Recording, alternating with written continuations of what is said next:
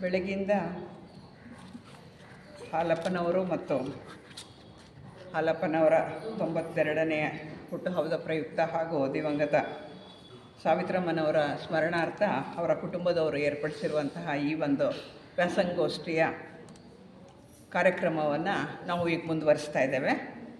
ಈಗಾಗಲೇ ನೀವು ಪ್ರಸ್ತಾವನೆ ಕೇಳಿದ್ರಿ, ಯಾತಕ್ಕೆ ಅವರಿಬ್ಬರು ಸ್ಥಾಪಕದ್ವಯರ ಬಗ್ಗೆ ನಾವು ತಿಳ್ಕೊಳ್ಬೇಕು ಅನ್ನೋದ್ರ ಬಗ್ಗೆ ನೋಡಿದ್ವಿ.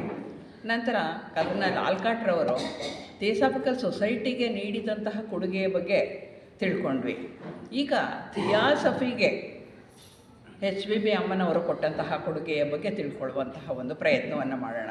ಅವರು ಎಷ್ಟು ಕೊಟ್ಟಿದ್ದಾರೆ ಅಂತ ಹೇಳಿದ್ರೆ ನಾವು ಇಡೀ ನಮ್ಮ ಜೀವಮಾನ ಪೂರ್ತಿ ಜ್ಞಾಪಿಸ್ಕೊಂಡ್ರೂ ಅವರು ಕೊಟ್ಟಂತಹ ಕೊಡುಗೆಯನ್ನು ಪೂರ್ತಿಯಾಗಿ ಅರ್ಥ ಮಾಡ್ಕೊಳ್ಳೋಕ್ಕೆ ಸಾಧ್ಯ ಇಲ್ಲ. ಆದರೆ ನಮಗೆ ಇರುವಂತಹ ಸೀಮಿತ ಅವಧಿಯಲ್ಲಿ ನಾವು ಏನು ನಮಗೆ ಅರ್ಥ ಮಾಡ್ಕೊಳ್ಳೋಕ್ಕೆ ಸಾಧ್ಯ ಅಷ್ಟು ವಿಷಯಗಳನ್ನು ತಿಳ್ಕೊಳ್ಳೋಣ. ಬ್ಲಾವಟ್ಸ್ಕಿ ಅಮ್ಮವರು ಈ ಪ್ರಪಂಚಕ್ಕೆ ದಿವ್ಯ ಜ್ಞಾನವನ್ನು ನೀಡಿ ಅಜರಾಮರರಾದರು. ಅವರು ಹಿಂದಿನ ಅನೇಕ ಜನ್ಮಗಳಲ್ಲಿ ಅನೇಕ ಕೆಲಸವನ್ನು ಮಾಡಿದರೂ ಕೂಡ ಈಗ ನಾವು ಜ್ಞಾಪಿಸ್ಕೊಳ್ಳೋದು ಥಿಯಾಸಫಿ ಅನ್ನುವಂತಹ ಜ್ಞಾನವನ್ನು ಪ್ರಪಂಚಕ್ಕೆ ಕೊಡುಗೆಯಾಗಿ ಕೊಟ್ಟಿದ್ದಕ್ಕೆ ಆಕೆ ಅಜರಾಮರರಾದರು ಅಂತ.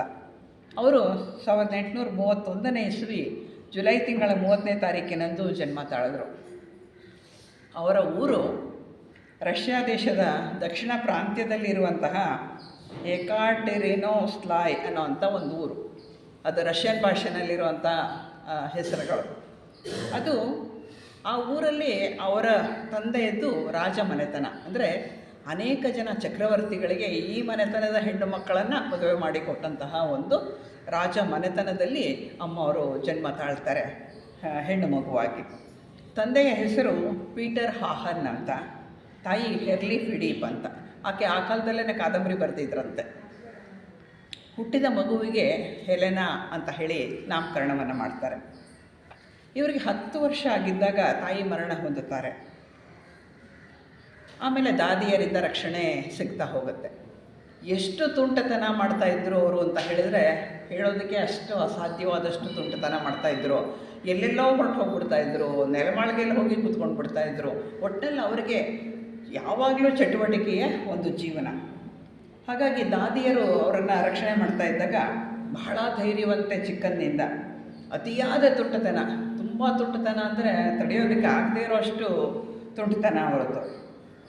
ಎಂತಹ ತುಂಟ ಕುದುರೆ ಆದರೂ ಕೂಡ, ಎಂತಹದ್ದೇ ತುಂಟ ಕುದುರೆ, ದೊಡ್ಡವರು ಸವಾರಿ ಮಾಡೋದಕ್ಕೆ ಹೆದರ್ತಾ ಇದ್ದಂತಹ ಕಾಲದಲ್ಲಿ ಕೂಡ ಅಂತಹ ಕುದುರೆಯನ್ನು ಕೂಡ ಇವರು ಸುಲಭವಾಗಿ ಪಳಗಿಸ್ಬಿಟ್ಟು ಅದರ ಸವಾರಿಯನ್ನು ಮಾಡ್ತಾಯಿದ್ರು. ತುಂಬ ಸೂಕ್ಷ್ಮವಾದಂತಹ ಸ್ವಭಾವದವರಾಗಿದ್ದರು, ತುಂಬ ಸೂಕ್ಷ್ಮ. ಅಂಥದ್ರಲ್ಲಿ ಚಿಕ್ಕ ವಯಸ್ಸಿನಲ್ಲೇ ಕೂಡ ಅವರಿಗೆ ಅತೀಂದ್ರಿಯ ಶಕ್ತಿಗಳಿತ್ತು. ಅಂದರೆ ಅವರು ಬೇರೆ ಲೋಕದ, ಸೂಕ್ಷ್ಮ ಲೋಕದ ಜನರ ಜೊತೆಗೆ ಒಡನಾಟ ಇಟ್ಕೊಂಡಿದ್ರು, ಆಟ ಆಡ್ತಾಯಿದ್ರು, ಮಾತುಗಳನ್ನು ಕೇಳ್ತಾಯಿದ್ರು, ಅವರಿಂದ ರಕ್ಷಿಸಲ್ಪಡ್ತಾಯಿದ್ರು. ಅದರ ಅತೀಂದ್ರಿಯವಾದಂತಹ ಅನೇಕ ಶಕ್ತಿಗಳು ಅವರಿಗಿತ್ತು. ಈ ಹೇಳ್ತೀವಲ್ವ ನಾವು ಅಷ್ಟ ಶಕ್ತಿಗಳು, ಇದು ಅಷ್ಟಸಿದ್ಧಿಗಳು ಅಂತ, ಎಲ್ಲ ಸಿದ್ಧಿಗಳು ಅವರಿಗೆ ಆಗಲೇ ಇತ್ತು. ಇತರರಿಗೆ ಕಾಣಿಸಿದಂತಹ ಅದೃಶ್ಯ ವ್ಯಕ್ತಿಗಳ ಜೊತೆಗೆ ಅವರು ಸಂಭಾಷಣೆ ಮಾಡ್ತಾಯಿದ್ರು, ಮಾತಾಡ್ತಾಯಿದ್ರು, ಅವ್ರ ಜೊತೆ ಆಟ ಆಡ್ತಾಯಿದ್ರು. ಅನೇಕ ಜನ ಯೋಗಿಗಳೊಂದಿಗೆ ಮಾತನಾಡಿಬಿಟ್ಟು ತಮ್ಮ ಪ್ರಶ್ನೆಗಳಿಗೆ, ಅಂದರೆ ಚಿಕ್ಕ ವಯಸ್ಸಿನಲ್ಲಿ ಬರುವಂತಹ ಏನೇನೋ ಪ್ರಶ್ನೆಗಳು, ಆ ಎಲ್ಲ ಪ್ರಶ್ನೆಗಳಿಗೆ ಅವರು ಉತ್ತರ ಕಂಡುಹಿಡ್ಕೋತಾ ಇದ್ದರು ಯೋಗಿಗಳನ್ನು ಭೇಟಿ ಮಾಡಿ. ಆಮೇಲೆ ಇನ್ನೇನು ಒಂದು ತಮಾಷೆ ವಿಷಯ ಅಂದರೆ ಈ ಕೀಟಗಳು, ಜೀರುಂಡೆ ಇರ್ಬೋದು, ಏನೇನೋ ಕೀಟಗಳಿರುತ್ತಲ್ಲ, ಅವೆಲ್ಲ ಕಿಚ ಕಿಚ ಅಂತ ಏನೋ ಕೂಗ್ತಾ ಇರುತ್ತಲ್ವ, ಅದು ಮತ್ತು ಜೇನ್ನೊಣ, ಇವುಗಳ ಭಾಷೆ ಕಲ್ತಿರ್ತಾರೆ ಅವರು. ಅವ್ರಿಗೆ ಅದು ಗೊತ್ತಾಗ್ತಿರ್ತಾವೆ, ಏನು ಮಾತಾಡ್ತಾ ಇದೆ ಅನ್ನೋದು ಗೊತ್ತಾಗ್ತಾ ಇರುತ್ತೆ.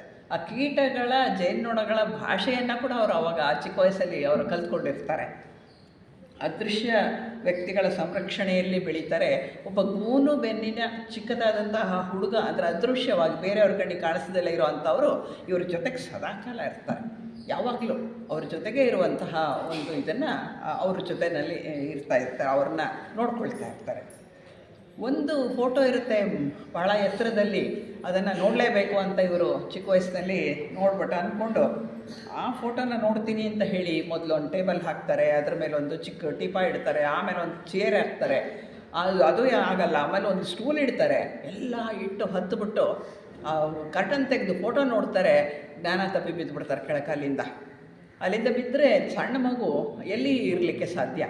ಆದರೆ ನೋಡಿದ್ರೆ ಅಲ್ಲಿ ಕೆಳಗೆ ಬಿದ್ದರೂ ಕೂಡ ಅವ್ರಿಗೆ ಯಾವ ಪೆಟ್ಟು ಆಗೋದಿಲ್ಲ, ಪ್ರಜ್ಞಾಹೀನರಾಗಿರ್ತಾರೆ. ಆದರೆ ಅವರು ಕೆಳಗಡೆ ನೆಲದಲ್ಲಿ ಮಲಗಿಸಲ್ಪಟ್ಟಿರ್ತಾರೆ. ಅವ್ರು ಬಿದ್ದರೆ ಪೆಟ್ಟಾಗಿರಲ್ಲ, ನೆಲಕ್ಕೆ ಬೀಳೋದೇ ಇಲ್ಲ. ಅವ್ರನ್ನೇ ಗಾಳಿಯಲ್ಲೇ ಎತ್ತಿ ಹಿಡಿದು ನೆಲದಲ್ಲಿ ಮಲಗಿಸಿರ್ತಾರೆ. ಆ ರೀತಿಯಾಗಿರುತ್ತೆ. ಇನ್ನು ಕುದುರೆ ಸವಾರಿಯಿಂದ ಮಾಡುವಾಗ ಕೂಡ ಜಾರಿ ಬಿದ್ದು ಕಾಲು ರಿಕಾಪಲ್ಸಿಗೆ ಹಾಕ್ಕೊಂಡ್ಬಿಟ್ಟು ನೆಲದಲ್ಲಿ ನೇತಾಡ್ತಾ ಇರ್ತಾರೆ. ಅಂಥ ವೇಳೆಯಲ್ಲಿ ಕೂಡ ಅವ್ರ ದೇಹ ನೇತಾಡ್ತಿದ್ದಾಗ ಕೂಡ ಕಾಣದ 2 ಕೈ ಆ ಕುದುರೆ ಜೊತೆನೇ ಓಡ್ತಾ ಇವರ ಬಾಡಿಯನ್ನು, ಇವರ ಶರೀರವನ್ನು ಎತ್ತಿ ಹಿಡಿದಿರುತ್ತೆ. ಒಂದೇ ಒಂದು ಕೂದಲು ಎಳೆಯಷ್ಟು ಕೂಡ ಅವ್ರಿಗೆ ಗಾಯ ಆಗಿರೋದಿಲ್ಲ.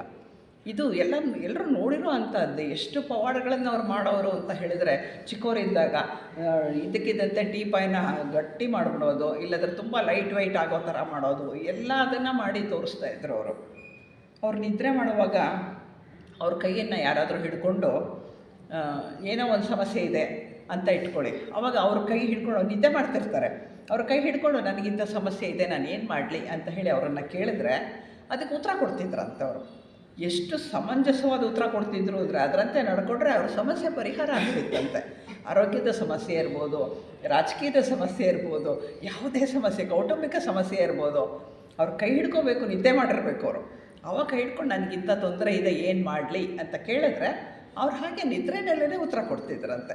ಅಷ್ಟು ಕರಾರುವಾಕ್ಕಾದಂಥ ಉತ್ತರ ಇರ್ತಾಯಿತ್ತು ಅಂದರೆ ಆ ಸಮಸ್ಯೆ ಪರಿಹಾರ ಆಗ್ತಾಯಿತ್ತಂತೆ ಅವ್ರು ಅಷ್ಟು ಚಿಕ್ಕವರಿದ್ದಾಗಲೇನೆ.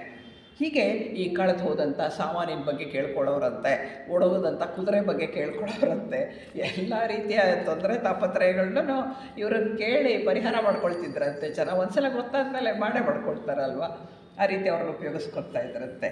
ಮತ್ತು ಆ ಕಾಲದಲ್ಲೇ ಅವರು ಸಂಗೀತ ತುಂಬ ಚೆನ್ನಾಗಿ ಕಲ್ತಿರ್ತಾರೆ, ರಷ್ಯನ್ ಸಂಗೀತ ಕಲ್ತಿರ್ತಾರೆ. ಅವ್ರಿಗೆ 17 ವರ್ಷ ಆಗತ್ತೆ. ಆವಾಗ ತುಂಬ ಜನ, ಅಂದರೆ ಆ ಕಾಲದಲ್ಲಿ ವಿವಾಹ ಅಷ್ಟರೊಳಗೆ ಆಗ್ಬಿಡ್ಬೇಕು. ಅವಾಗ ಎಷ್ಟು ಜನ ರಾಜ್ಕುಮಾರರು ಬಂದ್ರೇನು ಇವರು ಒಂದಲ್ಲ ಒಂದು ಕೊಂಕು ತೆಗೆಯೋದು, ಮದುವೆ ಮಾಡ್ಕೊಳಕ್ಕೆ ಇಷ್ಟ ಇಲ್ಲ. ಅದರಿಂದ ಒಂದಲ್ಲ ಒಂದು ಕೊಂಕು ತೆಗೆದು ಅವರನ್ನು ನೀನು ಹಾಗಿದೆಯಾ, ನೀನು ಹೀಗಿದೆಯಾ ಅಂತ ಏನೋ ಹೇಳಿ ಕಳಿಸ್ಬಿಡೋರಂತೆ. ಆವಾಗ ಏನಾಗುತ್ತೆ ಅಂತ ಹೇಳಿದ್ರೆ, ಅವರ ಟೀಚರ್ ಒಬ್ರು ಇರ್ತಾರೆ, ಅವ್ರು ಹೇಳ್ತಾರೆ, ನೀನು ಹೀಗೆ ಬಂದವ್ರನ್ನೆಲ್ಲ ನೀನು ಓಡಿಸ್ತಾ ಇದ್ದರೆ ಅವಾಗ ಆ ಮುದುಕ ಬ್ಲಾವಡ್ಸ್ಕಿ ಇದ್ದಾನಲ್ಲ, ಅಷ್ಟು ವಯಸ್ಸಾದವನು, ಅವನು ನಿನ್ನನ್ನು ಮದುವೆ ಆಗಲ್ಲ ಅಂದ್ಬಿಡ್ತಾರೆ. ಇವ್ರಿಗೆ ಎಷ್ಟು ಕೋಪ ಬರುತ್ತೆ ಅಂದರೆ, ಅದು ಹೆಂಗೆ ಅವ್ನು ಮದುವೆ ಆಗಲ್ಲ, ನಾನು ಅವನ್ನೇ ಮದುವೆ ಆಗ್ತೀನಿ, ಅದು 3 ದಿವಸದಲ್ಲಿ ಅಂತ ಹಠ ಹಿಡಿದು ಆವಾಗ ಆ ಮುದುಕ ಬ್ಲಾವಡ್ಸ್ಕಿನ ಮದುವೆ ಮಾಡ್ಕೊಳ್ತಾರೆ. ಆವಾಗೇನಾಗುತ್ತೆ ಅಂದರೆ 3 ದಿವಸದಲ್ಲಿ ಮದುವೆ ಆಗುತ್ತೆ. ಮದುವೆ ಆಗೋ ಟೈಮ್ನಲ್ಲಿ ಅವಾಗ ಅವ್ರಿಗೆ ಹೆದರಿಕೆ ಆಗುತ್ತೆ, ಅಯ್ಯೋ ಇದೇನಿದು, ನಾನು ಹಿಂಗೆ ಈ ಮುದುಕನ ಜೊತೆಗೆ ಮದುವೆ ಮಾಡ್ಕೊತಾ ಇದ್ದೀನಲ್ಲ ಅಂತ. ಅವ್ರ ತಂದೆಗೆ ಹೇಳ್ತಾರೆ, ನಂಗೆ ಇಷ್ಟ ಇಲ್ಲ, ಅವ್ರು ಹೇಳಿದ್ರು ಅಂತ ನಾನು ಅದು ಸಿಟ್ಟಲ್ಲಿ ಇದನ್ನು ಮಾಡಿದೆ ಅಷ್ಟೇ ಅಂತ. ಆದರೆ ಎಲ್ಲ ಸಿದ್ಧಾಗೋಗ್ಬಿಟ್ಟಿದೆ, ಮದುವೆ ಆಗಲೇಬೇಕು. ಮದುವೆ ಆಗತ್ತೆ. ಆದರೆ ಇವರು ಒಂದು ಕುದುರೆ ಹತ್ತಿ ತಪ್ಪಿಸ್ಕೊಂಡ್ಬಿಡ್ತಾರೆ. ಅಲ್ಲಿಂದ ತಪ್ಪಿಸ್ಕೊಂಡು ದೇಶ ಪರ್ಯಟನೆ ಹೊರಟೋಗ್ತಾರೆ. ಯಾವತ್ತೂ ಅವರು ಸಂಸಾರಕ್ಕೆ ಇಳಿಲೇ ಇಲ್ಲ. ಹಠ ಮಾಡಿ ಆ ಮುದುಕನ ಮದುವೆ ಆದ ಅಷ್ಟೇ, ಆದರೆ ಕುದುರೆ ಹತ್ತಿ ತಪ್ಪಿಸ್ಕೊಂಡ್ಬಿಡ್ತಾರೆ, ಬೇರೆ ದೇಶಕ್ಕೆ ಹೋಗ್ಬಿಡ್ತಾರೆ. ಅವ್ರ ತಂದೆ ಆ ಕಾಲದಲ್ಲಿ ಸಹಾಯ ಮಾಡ್ತಿರ್ತಾರೆ ಅವ್ರಿಗೆ, ಸ್ವಲ್ಪ ಹಣಕಾಸನ್ನು ಕಳಿಸ್ಕೊಡೋದು, ಅದು ಆ ರೀತಿಯಾಗಿ ನೋಡ್ಕೊಳ್ತಾ ಇರ್ತಾರೆ. ಯಾಕೆಂದರೆ ಅವ್ರ ಮಗಳು ಯಾವುದೋ ಒಂದು ಕಾರ್ಯಕ್ಕೆ ಹುಟ್ಟಿದವಳು ಅನ್ನೋದು ಗೊತ್ತಿರತ್ತೆ. ಆಮೇಲೆ ಕಾನ್ಸ್ಟಂಟಿನೋಪಲ್ಗೆ ಹೋಗ್ತಾರೆ, ಈಜಿಪ್ಟ್ಗೆ ಹೋಗ್ತಾರೆ, ಯುರೋಪ್ಗಳಿಗೆ ಹೋಗ್ತಾರೆ, ಏನೆಲ್ಲ ದೇಶಗಳನ್ನು. ಆ ಕಾಲದಲ್ಲಿ ಏನು ಏರೋಪ್ಲೇನ್ ಇಲ್ಲ, ಮೋಟಾರ್ ಗಾಡಿ ಇಲ್ಲ, ಕೆಲವು ಮೋಟ್ರ್ ಗಾಡಿ ಇತ್ತು, ಕುದುರೆ ಗಾಡಿ ಇಲ್ಲ, ಕುದುರೆ ಸವಾರಿ ಇಲ್ಲ, ಹಡಗು, ಇಷ್ಟರಲ್ಲೇ ಓಡಾಡಬೇಕಿತ್ತು. ಅದರಲ್ಲೇ ಅಷ್ಟು ದೇಶಗಳನ್ನು ಸುತ್ತುತ್ತಾರೆ. ಎಲ್ಲ ಕಡೆ ಸುತ್ತೋದು ಏನಕ್ಕೆ ಸುತ್ತಿದ್ರು ಇವರು, ಏನಕ್ಕೆ ಓಡಾಡಿದ್ರು? ನಾವು ಹೋದಕ್ಕೆ ಎಕ್ಸ್ಕರ್ಷನ್ನು ಅದು ನೋಡೋಕ್ಕೆ ಇದು ನೋಡೋಕ್ಕೆ ಹೋದ್ರ? ಇಲ್ಲ. ಆ ಜಾಗದ ಯೋಗಿಗಳನ್ನು ತಿಳ್ಕೊಂಡು ಯಾರಿದ್ದಾರೆ ಅಂತ ಅವ್ರ ಹತ್ರ ಕೂತು ಗಂಟೆಗಟ್ಟಲೆ ಕೂತು ತನ್ನೆಲ್ಲ ಪ್ರಶ್ನೆಗಳಿಗೆ ಉತ್ತರಗಳನ್ನು ತಗೊಳ್ಳೋಕ್ಕೋಸ್ಕರ ಹೋಗ್ತಿರ್ತಾರೆ. ಈಜಿಪ್ಟಿಗೂ ಹೋಗಿದ್ದು ಅದಕ್ಕೇನೆ, ಕಾನ್ಸ್ಟಂಟಿನೋಪಲ್ಗೆ ಹೋಗಿ ಎಲ್ಲ ದೇಶದ ಎಲ್ಲ ಯೋಗಿಗಳನ್ನು ಅವರು ಭೇಟಿ ಮಾಡ್ತಾರೆ. ಹಾಗೆ ಅಲ್ಲಿಂದ ಕೈರೋ ನಗರಕ್ಕೆ ಹೋಗ್ತಾರೆ. ಅಲ್ಲಿದ್ದು ಪ್ರಸಿದ್ಧ ಯೋಗಿಯನ್ನು ಭೇಟಿ ಮಾಡಿ ಅನೇಕ ವಿದ್ಯೆಗಳನ್ನು ಅವರು ಅಲ್ಲಿ ಕಲಿತಾರೆ. ಪ್ಯಾರಿಸು, ರೋಮ್, ಲಂಡನ್, ಅವರು ಓಡಾಡ್ದಲೇ ಇರೋ ದೇಶನೇ ಇಲ್ಲ. ಯಾವಾಗ 17 ವರ್ಷದ ಹುಡುಗಿ, 18-19ರಲ್ಲಿ ಈ ಎಲ್ಲ ಅದನ್ನು ಅವರು ಮಾಡಿದ್ದು.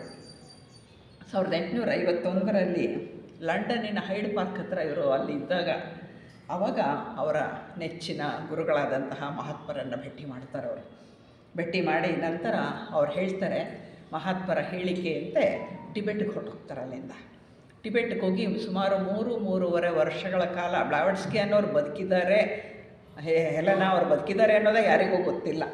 ಆ ಮಟ್ಟಕ್ಕೆ ಟಿಬೆಟ್ನಲ್ಲಿ ಗುರುಗಳ ಆಶ್ರಮದ ಪಕ್ಕದಲ್ಲಿ ವಾಸ ಮಾಡಿಕೊಂಡಿದ್ದು ಎಲ್ಲ ಆಧ್ಯಾತ್ಮಿಕ ವಿದ್ಯೆಯನ್ನು ಕಲಿತಾರೆ. ಯಾಕೆಂದರೆ ಮುಂದೆ ಅವ್ರು ಮಾಡಬೇಕಾಗಿರುವಂಥದ್ದು ಮಹಾನ್ ಕಾರ್ಯ, ಮಹಾನ್ ಜ್ಞಾನವನ್ನು ಎಲ್ಲರಿಗೂ ತಿಳಿಸಿ ಹೇಳುವಂತಹ ಒಂದು ಮಹತ್ ಕಾರ್ಯ ಮಾಡಬೇಕಾಗಿತ್ತಲ್ಲ. ಆ ಮಹತ್ ಕಾರ್ಯಕ್ಕೆ ಅಗತ್ಯವಾದಂತಹ ಆಧ್ಯಾತ್ಮಿಕ ಒಂದು ವಿದ್ಯೆ ಶಿಕ್ಷಣ ಏನಿದೆ, ಆ ಗುರುಕುಲದ ಶಿಕ್ಷಣ ಏನಿದೆ, ಆ ಶಿಕ್ಷಣವನ್ನು ಪಡ್ಕೊಳ್ತಾರೆ. ಸುಮಾರು 1867ರಿಂದ 1871ರವರೆಗೆ ಅವರು ಟಿಬೆಟ್ನಲ್ಲಿ ಇರ್ತಾರೆ. ಆ ವೇಳೆಯಲ್ಲಿ ಗೌತಮಿ ಮಹರ್ಷಿಗಳು ಅವರ ತಂಗಿಗೆ ಒಂದು ಪತ್ರ ಬರೀತಾರೆ. ಏನು ಹೆದರ್ಕೋಬೇಡಿ, ಇವರು ಚೆನ್ನಾಗಿದ್ದಾರೆ, ಹೆಲೆನಾ ಚೆನ್ನಾಗಿದ್ದಾರೆ, ನಮ್ಮ ಹತ್ರ ಇದ್ದಾರೆ ಅವರು ಅಂತ ಹೇಳಿ ಒಂದು ಪತ್ರ ಬರೆದಿರ್ತಾರೆ. ಅದರಿಂದ ಅವರು ಇದ್ದಾರೆ ಅನ್ನುವಂತಹ ಸುದ್ದಿ ಗೊತ್ತಾಗತ್ತೆ. ನಂತರ ಕೂಡ ಅವರು ಅಲ್ಲಿಂದ ಹೊರಬಂದ ಮೇಲೆ ಕೂಡ ಅನೇಕ ದೇಶಗಳನ್ನು ಸುತ್ತುತ್ತಾರೆ.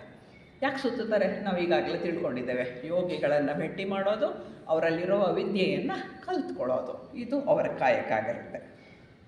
ಅನೇಕ ರೀತಿಯ ಯೋಗ ವಿದ್ಯೆಯನ್ನು ಕಲಿತಾರೆ. ಅವರುಗಳಿಗೆ ತೊಂದರೆ ಎದುರಾದಾಗ ಯಾರಾದರೂ ಒಬ್ಬರು ಸಹಾಯಕ್ಕೆ ಬರ್ತಿರ್ತಾರೆ. ಇಂಥವ್ರು ಅಂತ ಇಲ್ಲ, ಕೈಯಲ್ಲಿ 3 ಕಾಸು ಸಿಗ್ತಾ ಇಲ್ವಾ, ಊಟ ಸಿಗತ್ತಾ ಇಲ್ವಾ, ಯಾವ ದೇಶಕ್ಕೆ ನಾನು ಹೋಗಬೇಕು, ಯಾವುದೂ ಅವರಲ್ಲಿ ಗಣನೆಗೆ ಇಲ್ಲ. ಹೊರಟೆ ಅಂದರೆ ಹೊರಟೆ ಅಷ್ಟೆ. ಅವಾಗ ಯಾರೋ ಒಬ್ಬರು ಬಂದು ಏನೋ ಒಂದು ಸಹಾಯ ನೀಡಿ ಅವರನ್ನು ಕಾಪಾಡಿ ಮುಂದಿನ ಜಾಗಕ್ಕೆ ಅವರನ್ನು ಕಳಿಸ್ಕೊಡ್ತಾ ಇರ್ತಾರೆ. ಯಾವುದೋ ದೇಶದಲ್ಲಿ ಒಂದು ಸರ್ತಿ ಏನಾಗುತ್ತೆ, ದೋಣಿನಲ್ಲಿ ಪ್ರಯಾಣ ಮಾಡ್ತಾ ಇದ್ದಾರೆ. ಜ್ವರ ಅಂದರೆ ಎಂಥ ಜ್ವರ ಬಂದ್ಬಿಡುತ್ತೆ ಅಂತ ಹೇಳಿದ್ರೆ ಜ್ಞಾನ ತಪ್ಪಿ ದೋಣಿನಲ್ಲಿ ಬಿದ್ದೋಗ್ಬಿಟ್ಟಿರ್ತಾರೆ. ಆ ದೋಣಿ ನಡೆಸೋನು ನೋಡ್ತಾನೆ, ಇವರು ಸತ್ತೋಗ್ಬಿಟ್ಟಿದ್ದಾರೆ ಅಂತ ತಿಳ್ಕೊತಾನೆ, ಹೆದರ್ಕೊಂಡ್ಬಿಡ್ತಾನೆ. ಅವನು ದೋಣಿನ ದಡದಲ್ಲಿ ಕಟ್ಟಾಕ್ಬಿಟ್ಟು ಅವನು ಓಡೋಗ್ಬಿಡ್ತಾನೆ ಅಲ್ಲಿಂದ ತಪ್ಪಿಸ್ಕೊಂಡು, ಹೆದರ್ಕೊಂಡು. ಯಾಕೆಂದರೆ ಕೊಂದಾಕದೆ ಅಂತ ಅವನ ಮೇಲೆ ಇದು ಬರುತ್ತೆ ಅಂತ ಹೇಳಿ ಹೋಗ್ಬಿಡ್ತಾನೆ.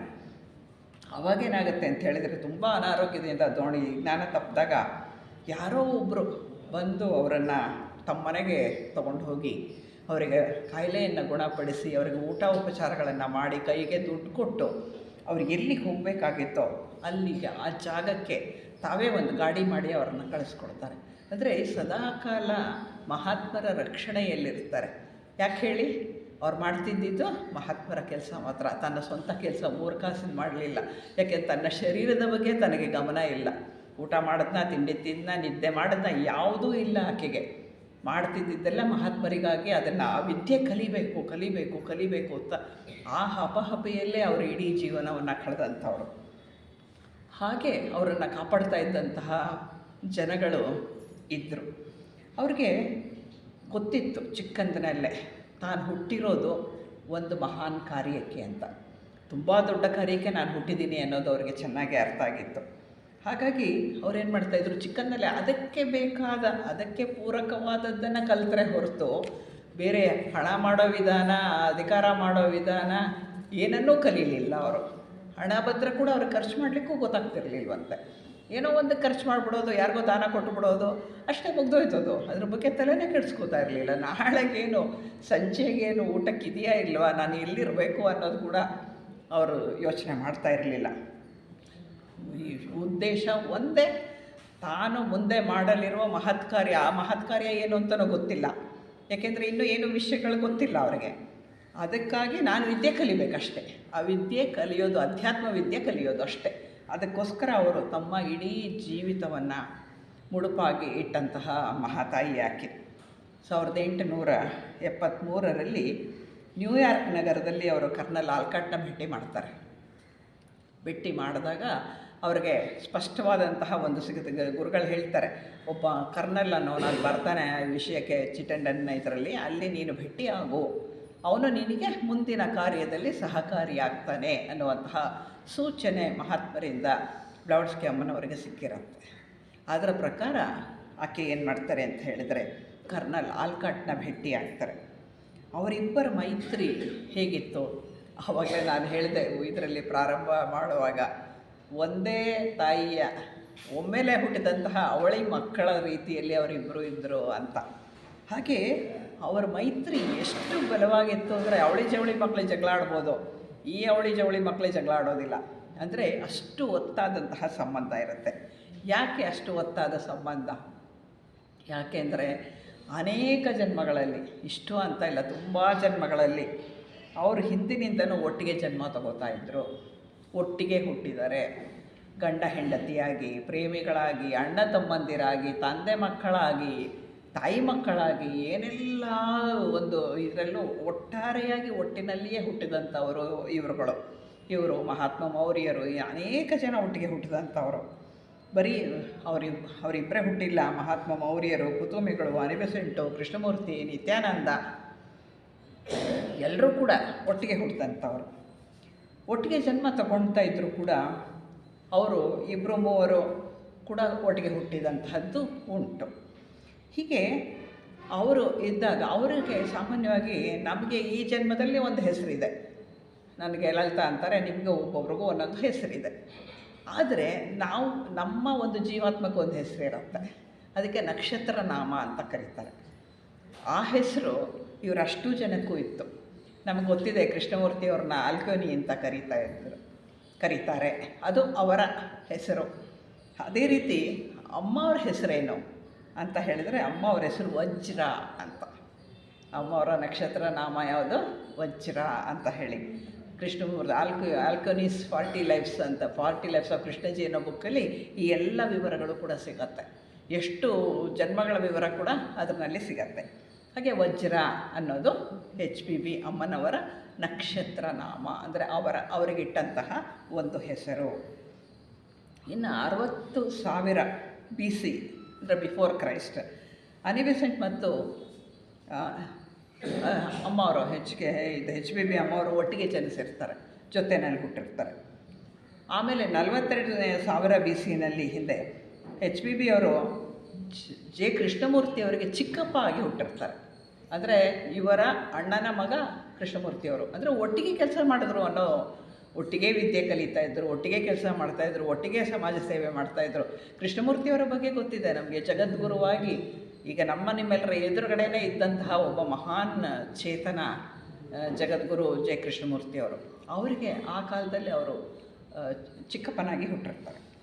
ಥರ್ಡ್ ರೂಟ್ ರೇಸ್ ಬರುವ ಹೊತ್ತಿಗೆ HPB ಅಮ್ಮವರು ಮನುಗಳ ಮೊಮ್ಮಗ ಆಗಿ ಹುಟ್ಟಿರ್ತಾರೆ. ವೈವಸ್ವತ ಮನು ಇದ್ದಾರಲ್ವ ಈಗ, ಆ ಮನುಗಳ ಮೊಮ್ಮಗನಾಗಿ ಹುಟ್ಟಿರ್ತಾರೆ ಅವರು. ಅದು ಎಲ್ಲಿ ಹುಟ್ಟಿದ್ರು ಅಂದರೆ ಸೆಂಟ್ರಲ್ ಏಷ್ಯಾದಲ್ಲಿ, ಆ ಜಾಗದಲ್ಲಿ ಅವ್ರು ಹುಟ್ಟಿರ್ತಾರೆ ಮನುಗಳಿಗೆ ಮೊಮ್ಮಗನಾಗಿ. ಇನ್ನು 23,681 BC ನಾರ್ತ್ ಅಮೇರಿಕಾದಲ್ಲಿ ಒಂದು ಸಲ ಹುಟ್ಟಿರ್ತಾರೆ. ಅಲ್ಲಿ HPB ಅಮ್ಮ ಅವರು ಜನ್ಮ ತಗೊಂಡಿರ್ತಾರೆ.